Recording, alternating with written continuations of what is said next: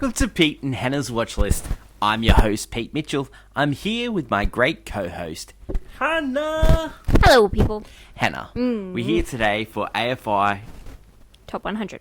10-year revisited. But before we begin, let us tell the viewers and listeners what they should do. Could you pretty please leave a like and subscribe to our channel? Leave a comment down below your feedback on the show, your thoughts, maybe on the new Snow White movie that's come out, or maybe this Snow White movie. Hit the notification button and you'll get great content like this one, including What's Next, the show where we help you figure out what to watch next. And we looked at Snow White and we looked at Alto Nights. Tomorrow we are going to do movie news and the great segment of clickbait, and we're going to also preview what is in cinemas this week in Australia. That's right. But let's get on to today's show, and as Hannah said, we are reviewing the 1937 animated classic by Walt Disney, Snow White and the Seven Dwarfs. Yes. Hannah. Yeah. This movie is movie number 34 on the AFI Top 100 10-year revisited list. It is up 15 spots. 15? Oh. It's up 15. Now, have we seen this before? Sense. Yes. Where did we watch it? Disney Plus, obviously. The elevator pitch. An evil queen wants to kill her stepdaughter so she can be the fairest one of them all. It was directed by David Hand. It had secret directors of Pierce Pierce, William Cottrell, Laurie Moran, Wilfred Jackson, and Ben Sharpsey. Now, the research for this episode, a lot of it was done by watching the little clips on Disney Plus. Great. They're great little clips. That's been collected over the years from, DVD releases so and what they and did stuff. was they found some notes, right? And then they, from all like the storyboard meetings, where they'd go to dinner, and Walt Disney would give them 50 cents each to go to dinner. They would come back, and then they would go through all the work of the day. And any problems they'd have, they'd give the storyboard to Walt, and he'd work it out. He's like, was that quick on mind. And so they would like go to the Applebombs, which is a famous little diner, and they would have a meal for 35 cents, and then they had 15 cents left over, and they really enjoyed making this movie. In my head, I got it into my head that people that worked on these movies actually hated it, but these guys absolutely loved it. Yeah, I would say a lot of the time with Disney, I think there's a lot of different ideas and miscommunication throughout the years, because some people haven't loved working for Disney, but then you'll hear, like, especially in the early days, it was just like a team of guys that just put their heads together and figured stuff out, because this is new stuff. Yep. Like, animation was going for a while at the time, sure. but this is the first full-length animated feature that they were doing, and, it's unique. Sometimes when you're making the first of its kind, you're really confused. All the directors and all the people that worked on the story, including Ted Sears, Richard Credden, Otto Engler, Dick Rickard, El Hod, Meryl DeHaas, Dorothy Ann Black, Webb Smith, they all worked on the golden years of things. They worked on Pinocchio. They worked on Alice in Wonderland. They worked on Bambi. They worked on Bambi. They worked on Cinderella. Dumbo. They worked on Fantasia. They worked on all of them together. So they kept this crew together, and they added people. Like, not all these people were classic animators. They were like cartoonists. Yep. And so they all had different styles, and they all had different leaders. And the head person at the time was Walt Disney. Yeah. Now, he's like an editor-in-chief. Yeah. Now, so Walt Disney, we all know him for Disneyland. But at this stage, he didn't have that. No, he was famous for the little shorts that he would do. Yep. And that's where people thought he should stay. Yeah, just doing the steamboat, all that jazz. So all of Hollywood thought that this was Disney's folly. He'd sunk $1.5 million of his own money into this movie. Yep. He couldn't get anyone else to give him money for this. He's crazy. He worked with United Artists a little bit. Yep. But That's true. He got RKO to distribute the film. He didn't even have couldn't distribute it himself. No, at the time, this is still like a small studio. His house. He had he was working through Hyperion Studios at the time. Yeah. Off the back of this movie, it changed everything. Yeah. He got Walt Disney Studios. They get the big studio. Yeah. After all these animation movies worked really well, he got Disneyland. Like, so this guy had a vision of where he wanted his life to go. Yeah, he was always a risk taker, and he always, he strived to do something and make something of himself and make something of, the ideas he had. It's always really interesting. So this movie was based on Snow White by the Brothers Grimm. Mm-hmm. It was produced by Walt Disney. It was music by Frank Churchill, Lee Haneline, Paul Smith. As I said, distributed by RKO Pictures. The release date was December 21st, 1937. Mm-hmm. It got a wide release in February 1938, and it has a running time of approximately 83 minutes. Budget, as I said, $1.5 million. It killed it in the box office. That year, in 1938, it made $3.996 million.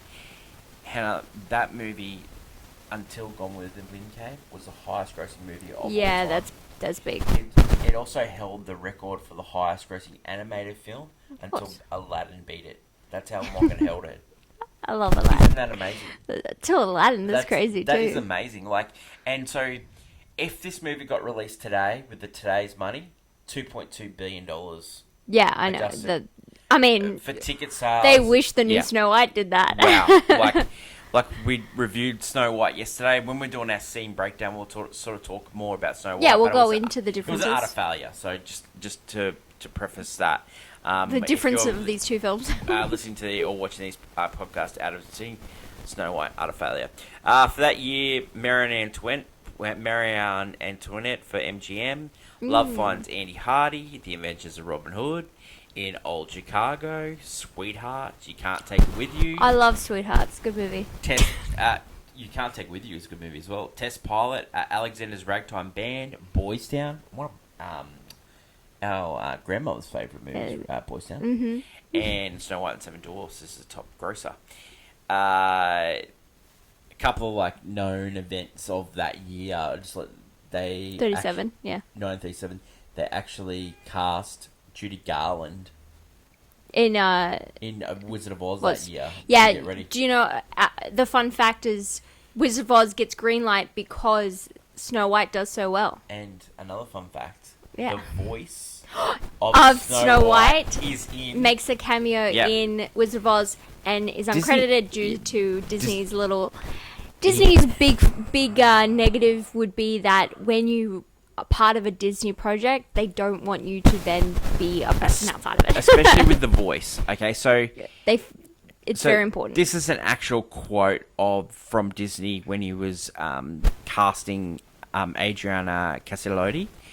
I wanted to get a voice for Snow White that would be kind of away from every day.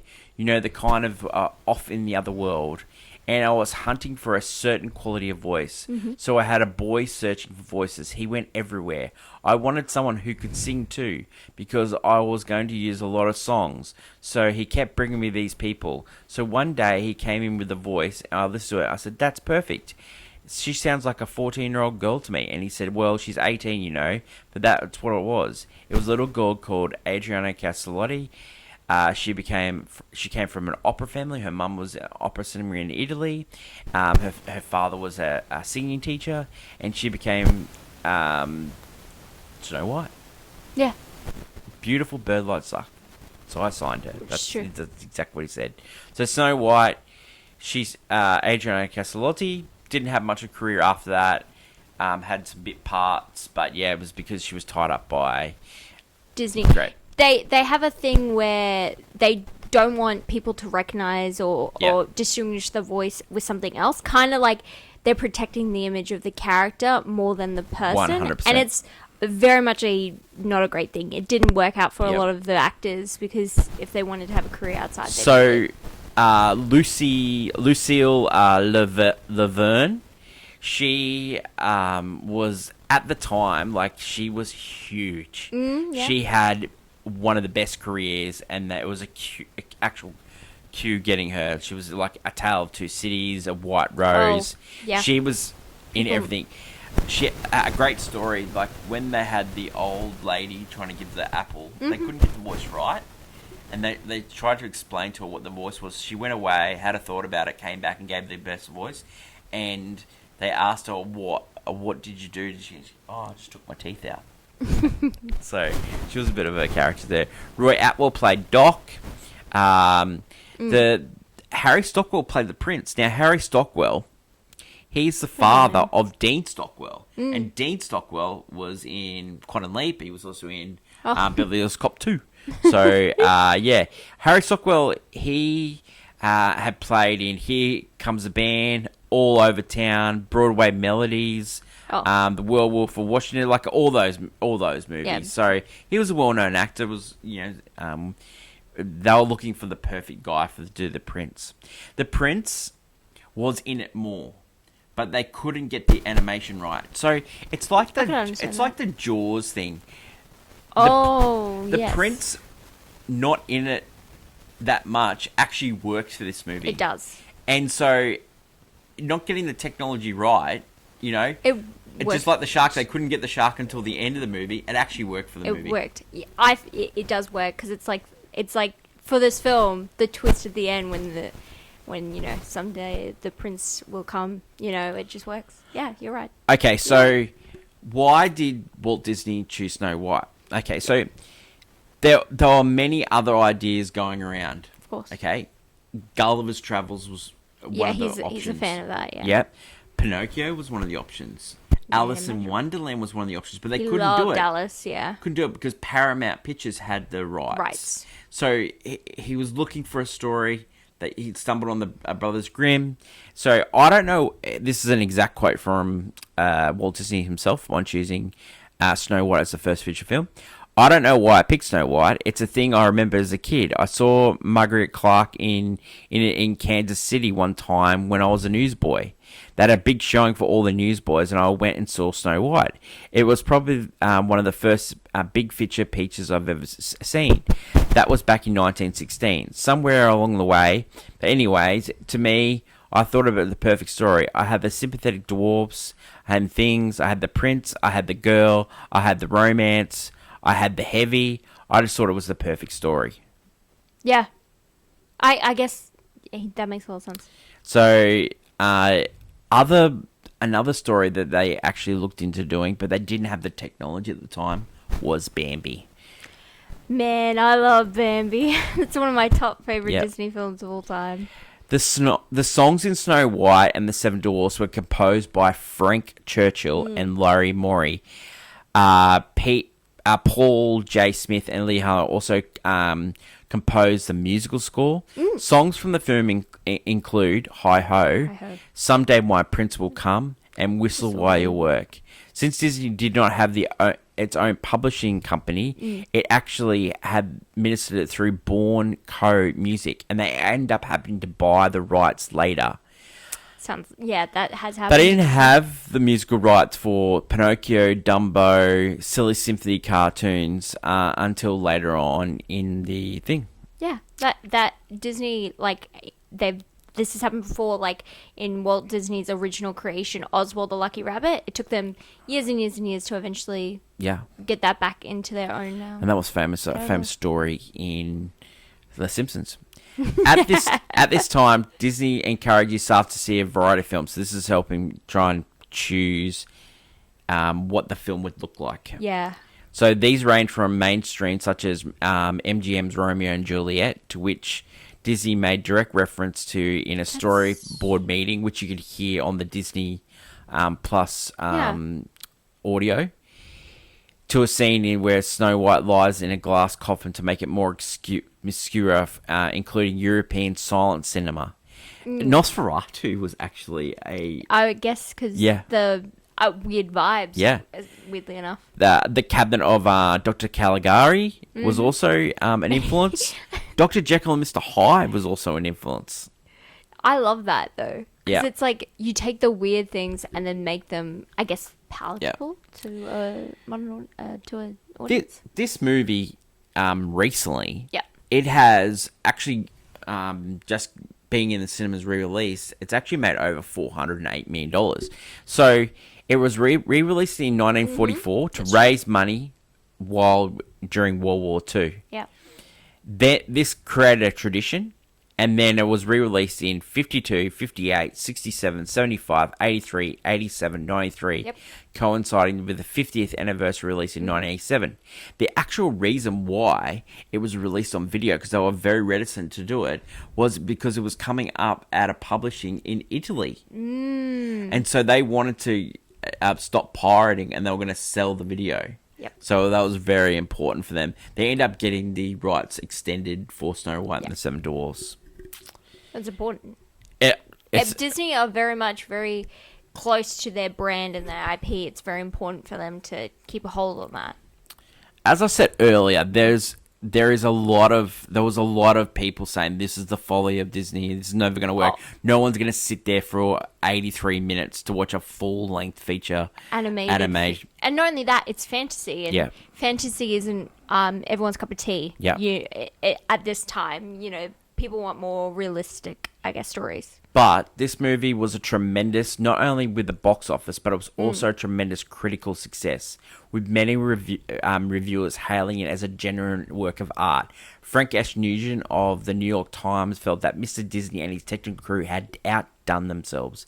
His direct quote was, "This picture is more than matches expectations. It is a classic. It is important cinematically as the birth of a nation or the birth of Mickey Mouse. The mouse. Nothing quite like this has been done before, and already we have gone impolite enough to clamour for an encore. So perfect is the illusion, so tender the romance and the fantasy, so emotional and certain portions when acting of the characters strike depth compared to the sincerity of human players, that this film approaches real greatness." Harrison wrote, "Snow White was an entertainment that should be enjoyed by everyone. Intelligent adults will marvel at the mechanical ingenuity that went into the making of the film. That it is brought for an expert synchronization of action with the music and the dialogue. Critics absolutely loved it." At the Academy Awards, it was only nominated once, and it was nominated for Best Musical Score, and it actually had lost. The year after the Oscars, Walt Disney was given a special achievement for this movie. When he picked up his honorary Oscar for Snow White and the Seven Dwarfs, he told the Academy what he was working on, because people were like, "Well, what are you working on next? What are you working on next?" And he gave a 22-minute speach about his next movie, Pinocchio. Love them. And they were all in raptures, and they loved it. Imagine doing that now. Imagine, But it's promoting a different movie. Imagine Nolan getting up now. And promoting Odyssey. The Odyssey. I'm there for it. Raptured. 45 minutes. 100%. Tell me more. Okay, reaction to this film recently. Rotten Tomatoes, 97, compared to 43 for the recent one. Letterboxd 3.4, which is kind of low, actually. IMDb 7.6. Let's be real. Yeah. People don't like this movie. Yeah. One, for the kissing. It is considered now. It's inappropriate just to kiss a sleeping woman. Yeah. Now. and also the dwarfs. Yes, because the negative connotation towards little people, which is, yes, it's horrible. Do you know J.L. Tolkien didn't like Walt Disney because he had the idea for dwarfs first in The Hobbit. And dwarfs, I think it's interesting because dwarves are always seen as, one, working in the mine, and their magical powers work in the mine. They were actually slaves to the queen, getting all the jewels. Oh, yes, but in this film. But also, I'm just saying... even in the recent film. I'm talking about just any sort of fantasy. If it's a dwarf, they're probably either some sort of Viking or they work in a mine. Well, don't they get like now, like they've done some remakes of other movies with dwarfs in them, and like they've really struggled with dwarfs. They don't like to. They do like to try and use the method they used in Lord of the Rings, I guess, using that the CGI, and I think we're getting a handle of it. I think if we go back to that forced perspective, it works better, and it worked really well there. And I don't know, it's Yeah. getting harder now because people like straight to animate it, and people don't like the weird eyes, or it's just anything. This is true. I think people just really want to complain because they probably just don't. People probably don't even just want to see Dwarfs. They don't like different. In pop culture recently, this movie has been remade many times. It was mooted in 2016 that it was going to be remade into a live action, and it finally has released this week. Disney's own version. Kirsten Stewart was in a Snow White adaptation. Amanda Bynes was in a Snow White called Sydney White. Great movie. Every Thursday on Movie News, we do a segment called Clickbait, Hoo-ha. which is the hottie hot take. The hottie hot take for this movie is, Hannah, you? My hottie hot take is that, man, I have so many for this movie. Yep, go for it. But I think I'm going to go with the fact that I think people are too harsh on this movie. Way too harsh. They are the most... I get it about the new recent movie. But I'm talking about Snow White. And even just some of the princess movies, all right? I won't go into some of the Disney movies. There are some really bad stereotypes, of course, in the older films. But a lot of, like, this one, I could give it, like, probably puts Sleeping Beauty away. But this one and, like, Cinderella are really great at, just showing, like, a girl, like, you have Snow White. She has to basically run away from home, the life she's all knew, and she offers her services just to get away and find safety. And then she's just truly kind and naive, and someone used her kindness against her, and then people, but she got her wish in the end. She got a wish. And honestly, it's okay to want that fantasy.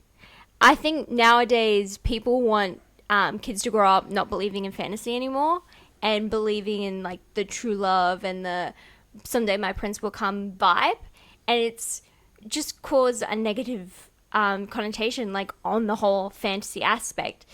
It's weird because Disney were built on this risk-taking of making these ideals and, really shaping like a future audience on believing in magic. Like, Disney took the risk. They were like, let's believe in magic, and they made magic. And they did it again later when they did their Renaissance period, where they chose to give their princesses more of an action role in their saving their own stories. Like, Ariel saves the prince, and Belle risks her, she chooses to sacrifice herself for her father. You have Mulan literally saves China twice in 2 different movies. And, there was still fantasy. There's still the romance. And now we're coming to the live action movies, and they're trying to undermine a lot of the romance. Like, it's not as important as the princess showing how powerful they are. I just like to say there's nothing wrong with romance. There isn't. And there isn't wrong about the fantasy. Like, sometimes I want to jump into a fantasy and, like, I want to be like, oh, this is magical. It's okay to want. But what's wrong with, like, a princess and a prince working together to solve a problem? Yeah, and then saving each other. Like, Tangled was a great example of both of them worked together and both of them saved each other out of their own circumstances. And some can say that Snow White in this film, and we'll go through it in scene breakdown, but she saved herself by the wish. Yeah, she made a wish and it came true. Yeah. And not only that, she continued to be a nice person. Yeah. That's something. She wished it twice, and both the times the guy turned up. Something this and Cinderella, you have both these characters that live kind of like maidservant lives, and they don't become hardened, monsters out of it. They become just kind souls. And Snow White got it easy. All she had to do was make a wish, and it came true for her. Lucky, and that sometimes life is lucky, and we should believe in magic. Yeah. And I feel like there's nothing wrong with magic here. I feel like we forget that, and people mock the original Snow White because it's stupid, it's ridiculous. But I think something they could have done with this movie is that made us believe in magic again. 100%. And they don't. They want you to believe that it's okay to just remember someone's name. Yeah, get away with it. I know. Like, yeah, no. I want to believe in magic, and I've got that magic power. Your name's yeah. What's my name? Lisa. What's the line, hot? No. My hottie hot take. Yeah, my hottie hot take is, and this is going to be controversial. I don't think that whatever Walt Disney chose, it would have been a hit. You think anything he put on paper would have been a hit? Yep. Because people would have marveled at it, you're saying? 100%. I think this movie is... I love this movie. I think it's a great work of art. And I don't see the problem is, like, I think it's very cute. But I don't think... whatever Walt Disney and his animating team and his storyboard artists, whatever they worked on, if it was Pinocchio first, Alice in Wonderland that was first, Bambi that was first, Dumbo, it didn't matter. Whatever came first was going to be a huge hit, and people were going to love it. You're saying that he was always going to make the magic. 100%. I can believe that only just the fact that Snow White's probably the easiest one to animate out of all those films, and that's why he ended up choosing it. Yeah. That's why. But I still think he would have just made it work. If he started with Bambi, imagine that. He would have got more money somehow, and he would have. I know he was like nearly bankrupt, and like all these things. Risking it. I know he was risking it all, but I think whatever he would have chose, he would have just made it work. I will say Disney as a company, they've done their best work when their backs are against the wall. Yeah.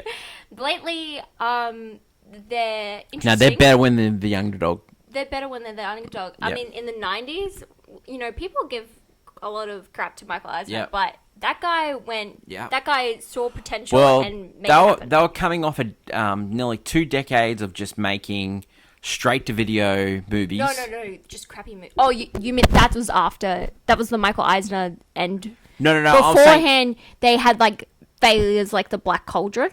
Yeah, movies that were going straight to thing. I wasn't saying animated movies. They were making you're talking about live-action the movies. live-action ones. They were making live-action movies after live-action movies. Yeah, your Swiss Family Robinsons and all that.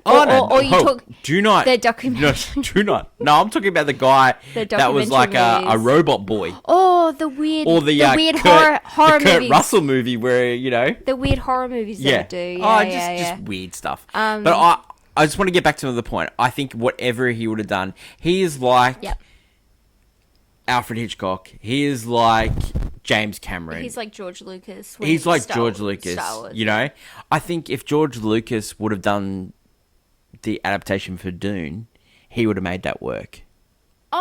Yeah, but I like his... his take. I like his rip-off of Dune. I do. Yeah, it worked better for him. No, I'm just thinking, like, Steven Spielberg, he made Jaws first. Like, it was his... Well, not second, his first. His second feature film after Sugarland Express. But... the car one. No, that was a TV movie. The TV movie. That was a TV movie. Sugarland Express was his first movie. But... Feature film. Feature film, but I just think he would have made... the Jaws, he made that work. Yeah. He got lucky on some points. You're saying your first hit can... Yeah. Sometimes first hits, it had to be that movie for that to work, in the end, I think these geniuses, they would just come... Work. Yeah, they just make it work. Like look at Nolan. Nolan made... made Following. The Following. Then he made Memento, and then he made Insomnia, which is a remake. And then they're like, hey, why not Batman? Well, because they gave... So after Memento, Warner Brothers gave him this remake. Yeah. And then they were testing him out for Batman. Yeah. So it's just like geniuses find a way. I just really do think that, and it just shows... You're saying that, so if, like, James Gunn's Superman works, he's the genius, he's the next thing we need for the DCU. Well, sometimes... sometimes we need a silent protector. No, but, like, sometimes you get lucky in putting the right person in the right spot at the right time. Maybe this is the right time for Superman. Maybe the world needs Superman right now. Yeah. Maybe, and that's the same maybe as the world needed Snow White. Maybe, yeah. And so he... Mate, it did need Snow White. And Yeah. maybe, you know, a film about a German princess. Well, that's what she was, Brothers Grimm, Yeah. German princess, Oh, at a time where Germany was rising. White Maybe snow. maybe a guy from Kansas, but it really wasn't from Krypton. The world is struggling. Maybe we need that. An alien, you said. Yes. Maybe we do. Yeah. And maybe we need to prove that aliens are not that bad. Maybe. And maybe James Gunn is the right guy to do it. Yeah. Let's get on to scene breakdown. Pete Hannah's watch list. That's right. I hope I clipped that for... Let's see how that goes. Clip that for social media. Okay, Hen. You are in charge of it today. Yeah, And because I pay attention in animated films. Sure. Let's get on to scene breakdown. Brought to you by... Me. What's your name again? I haven't got the superpower. And then, after... Alright, so we do have... It starts with the opening credits. There's even a thank you note to the animators and everyone nice. worked on. Yeah. Yeah, Walt Disney really did care about his studio. He That's interesting. The way he was with his employees, like he was there and he'd like play baseball with them during lunch breaks. He wanted them to have fun because they were making, I guess, fun movies. Yeah. And so we need to get in that spirit. Well, he would say he was strict about his characters being misused. True, but he was also important said to his workers, "I don't care what you do during the day, but at the end of the day, you get your work done. I don't care." Yeah, you can do it however you like, but at the end of the day, I want you to do this, Great this. boss. Yeah. He did make the funnest thing. He almost like made a park just out of their own studio. 100%. That's how Disneyland was first thought of. Anyway, we get the opening credits, and then we get to see the book Snow White open. And text is shown giving details about, just the evil stepmother forcing Snow White into rags and servitude. Yep. Just giving us a little, straight into it. Straight notes. Nothing about the father or the mother. Then we go straight to the evil queen. Yeah. Asks the magic mirror, who is the fairest in the land. Do you know when the animator first saw that? Because he worked really hard on getting the mirror right. Mirror, yeah. But it was all covered with flames and smoke. And he said, why did I work so hard on that? I'd like to say that magic mirror is famous, I think mainly because of Shrek. Oh. I think Shrek really did give that magic mirror. But that magic mirror is so good, though. Oh, yeah. It's so and good. he's so just he does not care about the evil queen at all. It's like, you're asking me, I'm going to tell you the truth. The mirror describes a beauty known as Snow White. Like, as she realizes, he's talking about Snow White, like the whitest skin, hair of ebony. Well, a lot of people thought Red Ruby. Snow White was modelled on Betty Boop, but actually Walt Disney hated Betty Boop. Yeah, that makes a lot of sense. He said it was too sexualized, and she's a 14-year-old girl. Don't be gross. Just saying. She gets kissed. Okay, anyway. Then we don't know how old the prince was. He could have been 15. And it's most believe he's between the ages of 27, 28. That's not great. The mirror describes Snow White. We get to see Snow White. She's wishing by the well when a handsome stranger appears. First time the wish comes true. He's enchanted by her singing. She's just singing, What do you reckon the birds wish for? The birds? Yeah. I don't know. She was Some teaching pie?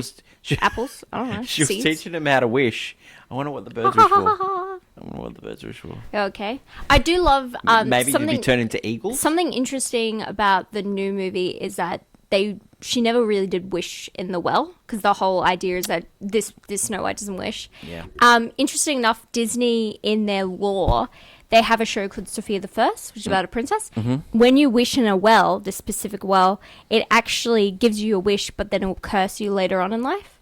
Well. And in the movie, they couldn't have a child. They have a child, and then the mother eventually dies. So I think you got evil wishing well on your hands. Babes. Just saying. So, the handsome stranger appears. He's enchanted by her. He tries to woo her. Almost Romeo kind of way. She scurries away to her balcony. Handsome Romeo and Juliet. Yeah. Queen's looking on. She's shyly the evil queen looking on from the window. Do you reckon the queen wanted the prince? I think she just didn't like how she was pretty. She wanted to be the prettiest. Yeah, true. She want to be a pretty girl. It's actually an Do you iconic. reckon the fairest means I think the prettiest, or it means you are the kindest? I think it can mean both at the same time. Love it. Because she's pretty, kind, courageous, and all that jazz. Love it. Well, she has a necklace that says it. Yeah, I know. This is actually that iconic shot of her like looking out, the evil queen looking out through the window. It was recreated in Disneyland. If you go to the ride at Disneyland, Never been. Up, you have been once. If you look up, there's a window, and sometimes she appears just looking out into the crowd. It's actually very creepy because she's creepy. Okay. The queen orders her huntsman to take out Snow White and bring back her heart in a box. Was creepy. Was the huntsman supposed to be like oath-like? Yeah, because it's like the idea of henchmen being oath. Like he's basically melding our ideas of how evil queens are like vindictive, stepmothers are vindictive evil, and your underlings are oaths. Did Walt Disney have a stepmom? I don't know, but he definitely has problems with... I mean, they're also depicted like that in stories, so maybe everyone has a problem with stepmothers from a long, long time. True. While gathering flowers, the huntsman does try to attack Snow White. However, he can't bring himself to do it because she's just so damn kind. Well, it's a really good scene because you don't actually see the huntsman with the knife, but you see the menacing shadow coming through. And then and he just tells her to run off into the forest. Yeah. Like, just go. Snow White She doesn't use her superpowers here, though. No, she doesn't have any. Yeah. Snow White is terrified. She runs into the woods, but comes face to face with some woodland animals. So, I love this scene because, it starts with... It's perspective. It starts with, like, a... Dark, scary. It's a scary owl. And then it gets worse, like scary trees, and then all these eyes. She's like falling. And then you get the red eyes, and it turns out it's a deer. Yeah, when she's... Doe. Yeah, it was just like, oh, wait, no. This is... And she goes, oh, sorry, I got it wrong. And the woodland animals help her to find refuge. They take her to a little cottage that seems abandoned and is a mess. Yeah. Snow gathers the woodland animals to help her clean, and they whistle while they work. Even, like, I love how she's, like, critiquing their work. Yeah, you do this. Yeah. You don't lick the plates, you know. No. But she's not mean about it. She's like this sweet angel. She's teaching him how to do it. Like, she's brushing the stuff underneath the mats. We can make it fun. And then they sweep it into the mouse hole, and the mouse comes out. There's a lot of comedy in this film. Great comedy. It's a lot of physical comedy that you just have to watch it to understand it. It does remind me of there's a scene in the Simpsons movie where Homer, whistles for the animals. They help them undress. Classic. Such a classic scene.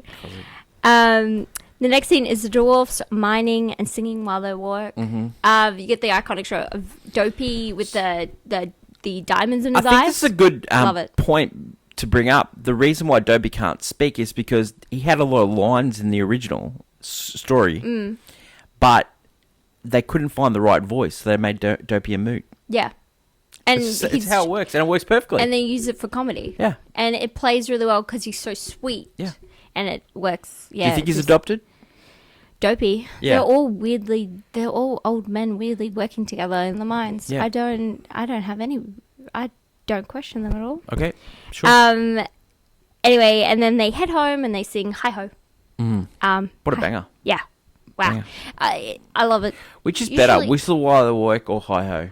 For me, Whistle While They Work, but Hi-Ho... Interesting enough, Hi-Ho is usually used... Like, people use it to go off to work, but the first time it's used to go home. Yeah, I love it. But, yeah, I like Whistle While You Work just because I like the Snow White singing. I just love choice.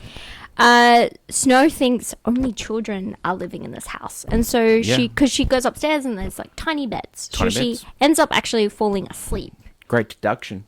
And it's the dwarf's house. Yep. The dwarfs notice something in their house and they enter carefully. They are shocked to find the place is cleaned and send Dopey to confront the monster because they're scared. Yep. There's this whole scene in this sacrificial movie lamb where they're just so scared they don't know what's here. And like this is the big change from the original. Like she hasn't cleaned the house in the new one, And No, she works with them together Yeah. because it's the idea of you Yeah. know a woman can't do everything for them. and also, well, she didn't. She had her animal friends. No, to do but it. that the idea is that a woman should just pick up someone's mess. I know, but She did break and enter. It doesn't matter. Yeah. At least in the original, she broke and enter and cleaned. Yeah. Yeah. I don't know.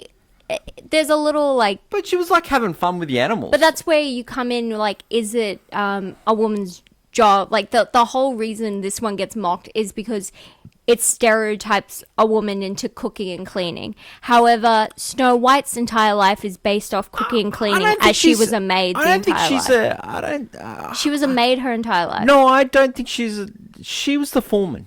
The animals were doing the work. No, 100%. I'm saying, I think but I'm saying you need to she was What- leading the house. But what people don't understand is that her whole life was cooking and cleaning. Yeah. So why wouldn't she No, but what I'm cook saying and is clean when she comes into the dwarf's give the house? give the girl her props. She was leading that house. She led. No, but she led the chipmunks. that's She led the squirrels. yeah. No, I'm saying, but She led the deers. yes, but what I'm saying, you're not listening, No, men.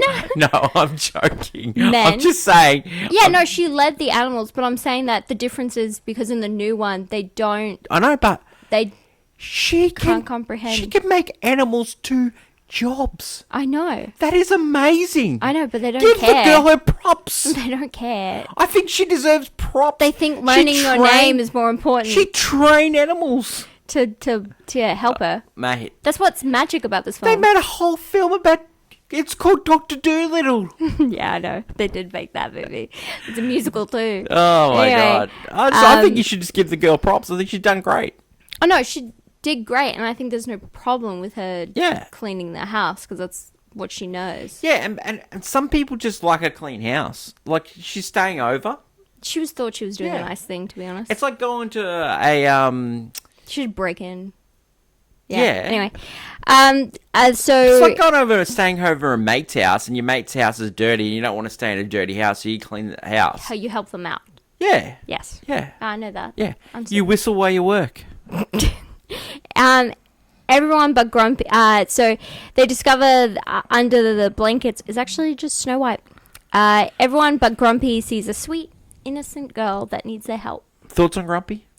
Grumpy is a misogynist, and it's really funny in this movie. Yep. I think it's boring in the new movie because I know you can't have a misogynistic character. You know, we live in this day and age. However, the Grumpy character, it's just opposed to Snow White staying, and he is in this one, but he also is like, women, no problems. Is it really just Snow White and the three dwarfs? Because like Dopey, Doc, and Grumpy carry the other dwarfs. Oh yeah, no, the other ones are just there for like one sleepy for just like funsies. Well, sleepy. like please. sleepy, sneezy, happy. Babes, do some work. You kind of like Santa's reindeer. Yeah. You know, there's only really few carrying the sleigh. So when they're putting the jewels away at night and they leave Dopey to lock up, that's great stuff. You only see Doc, Grumpy, and Dopey throw the jewels away. The others, what have they done all day? Well, one's sleeping, so. No jewels. Anyway, everyone but innocent Snow White awakes and meets Doc, happy, bashful, Dopey, sleepy, grumpy, and sneezy. Scared that the evil queen will come for them, Snow White exchanges her safety to live with the dwarves in the cabin for cleaning and cooking. She's like, I just need to stay here for a bit. Can I just cook and clean? Yeah. She's offering her services. She doesn't think she'll be here long. Yeah. The dwarves accept, and Snow teaches them some manners. She literally just teaches them, we can keep this house clean and help each other. And don't put a shoe in a pot. we don't need to yell at each other. Yeah. We can be friends. Yeah. It's not, she's helping them teach each other kindness. That's her whole She's shtick. doing the whole treat others the way you should be treated. The dwarves accept, and Snow White teaches, and What Grumpy, a philosopher. Yeah, she actually kind of is in Yeah. a weird way. Yeah. Grumpy's has some very outdated takes on women. It's just ugh. We then get the evil queen asking the mirror to tell her, fairest of them all. And he's like, yeah, Snow White's still alive, Yeah. girl. She's not gone. Yeah. The queen makes makes a magic potion spell to make her look and sound like an old hag. So the fact that the queen doesn't know what a real heart looks like, I like that take. Oh, like she never opened the box. Well, she thought it was a pig's heart. Yeah. Well, it was a pig's heart. Yeah. And she didn't know what a difference between a pig's heart and a human's heart. Yeah. Love that. I love it. Yeah, love that. She has no heart of herself. It's true. She decides she's going to make a very poisonous apple to give Snow White and put her to a sleeping death. It can't have been that poisonous because, like, she's holding it. No, it's only when you bite into it is it poisonous. And why don't you actually see the princess bite the apple? Was it too hard to animate? I think yes, and also, is it appealing to watch a woman eat an apple? Don't or know. Just a person eat an apple? I mean, sometimes when we're watching it now, if Work we're for watching Adam and Eve. Yeah, but I'm saying. Okay, strange. I will say probably animation, but also the technique of you don't want to watch she eats it and then she does fall into a sleeping death. I actually liked it because when she falls, it's just the apple horror. falls, Yeah, and then you get that. see the You get bite. that beautiful animation. It's actually really good. It actually just works as like that horror moment. I think it's one of those happy sort of, we can't show her eat it, so this scene looks better. They're cool, but I think it's an artistic decision they made, Great and it choice. works. She makes poison apple to give Snow White. Meanwhile, the dwarfs and Snow are having a party. They're singing, they're dancing. Yep. She tells them a story about the man she met, and she sings that one day, hopefully, her prince will come, because she just wishes that she could get out of the life she has. Honestly, like that's what it means. This song, because she's lived her whole life as a maidservant. There's nothing for her. What's wrong with that? Yeah, she's Everyone just wishes they won the lottery. wishes for something else. Yeah. This is a fantasy movie. 100%. Anyway, the evil queen discovers the sleeping spell's only weakness is true love's kiss. Now, the reason this works in this movie is because only she knows, and she also doesn't know if anyone can break the spell. Because Snow White has not had any interaction besides that one guy she saw. So she's not had interaction with men. She has no idea if there's a true love out there for Snow White. There's no way it would happen. Because by the time someone would find her, they'd bury her. So you wouldn't try and make another apple without any flaws? You can't. There's always a contingency. This is how spells work. This is how magic works. Yeah, well, that's true. There's always a contingency. There's always a get out of jail free card. Yes, that's why true love's kiss. She believes it won't matter and makes her way to the cottage. Snow White sends the dwarves off to work. They do warn her just to be careful. But Snow White don't take any apples. Is that what they Snow White said, the evil hag comes to offer apples. Birds try to scare her off, and Snow White's too kind and does help the Doesn't hag. listen to her friends. It's a birds, negative trait. The birds go because she doesn't understand. Because spread flag from Snow. No, that's who she is. She's naive and innocent. She's like just sees an old She'll woman. listen She to your helps. friends. No, she's helping her listen to your seniors. That's Sure. what she's doing. Oh, okay, babes. The animals run off to tell the dwarves to alert them to trouble Snow White is in. Oh, and the dwarves don't want to eat a bar of the animals. Oh, they're like, what are you doing here? Yeah. And then they're like, oh, Snow White, Snow White. Yeah. The hag convinces that the apple grants wishes. And that's a great thing, is that, of course, you want to eat this apple because it's going to make your wish come true. Yeah. It's something they use again in Enchanted, Disney's live action, like, mashed together movie, because she knows the eating an apple isn't a good idea, but it could give her the happy ending she wanted, so that's why she did it. But in the new one, I don't get why she ate the apple. Yeah. It makes no sense. It honestly doesn't. I have a thought coming. Just keep going. Yeah, anyway. I've got a good thought coming. It's the apple. Snow wishes to live happily ever after with her prince takes a bite. She feels dizzy and collapses, and by the time the dwarfs and animals arrive, they chase off the old hag, and lightning strikes and she falls off a cliff. Great scene. Great death. Scene. Yep. Great Don't villain see death. it. You just hear it. Text then appears at the screen. Yep. And reads that she was so beautiful, even in death, that the dwarfs did not have the heart to bury her, and fashioned a glass coffin in the forest. Is where I have a problem. This is where I don't have a problem. This is where I have a problem. Go for it. Okay, so the prince comes kisses her. Well, no. Well, we haven't gotten to that part No, yet. but I just want to say, the dwarfs are holding vigil. Yeah. Let's just hold For that months. thought. Not just Let's just hold that months. thought. They do not want to bury her. Yeah, they love her. Keep going. I just want to hold that thought. Keep going. Anyway, months pass. Spring finally arrives, which is when her prince should come. And he arrives, sees the beautiful girl, gives her a kiss. True love's kiss worked. Snow White is awake, says goodbye to the dwarfs, runs away to the prince in the castle, and they live happily ever after the end. Great. So she just leaves the dwarfs after the dwarfs hold her in tomb. Yeah.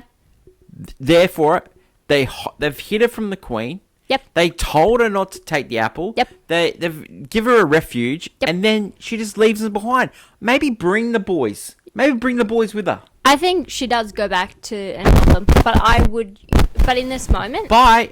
Like 2 seconds. do you not understand? She got her happy ending. You should be happy for her. But maybe she already did have her happy ending. She had a family. No. The boys were her family. No, she made a wish and it came true, bro. Oh, okay, bro. Anyway, the big negative thing of this film is that, the prince randomly shows up and kisses her. Here's how you can fix this very clearly. And it's something that was fixed in Enchanted, and they didn't fix in the new movie, crazily enough. So in Enchanted, they know about True Love's kiss, and so that's why they kiss her when she's unconscious. Sure. So they know there's a chance to wake her up. Yeah. However, in Snow White, the prince just randomly does it. So he has no reason to go up and kiss a dead woman. But Snow White... In the new one. No, in the old one. No, in the old one. In the old one, Snow White actually wished for that to happen. She wished for that to happen. Yeah. But I say if you just literally give them the text of eventually if they find a cure and they find about True Love's kiss, I have no issue if he wants to go and try and kiss her. Yeah, wouldn't it be great if he would have found the Grimroll that the Queen used?